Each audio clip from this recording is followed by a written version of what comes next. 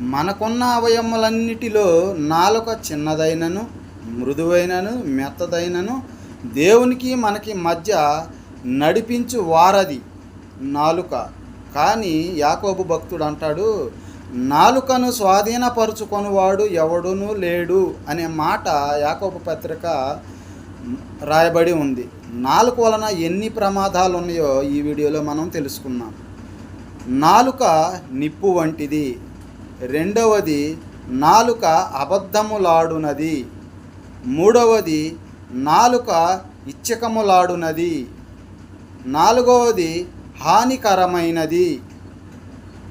ఐదవది, మోసకరమైనది. ఆరవది, కత్తి వంటిది. నిన్ను మాటలతో గుచ్చి చంపేయగలిగినంత సామర్థ్యము గలది నాలుక. ఈ నాలుక స్వాధీనపరుచుకొనివాడు ధన్యుడు.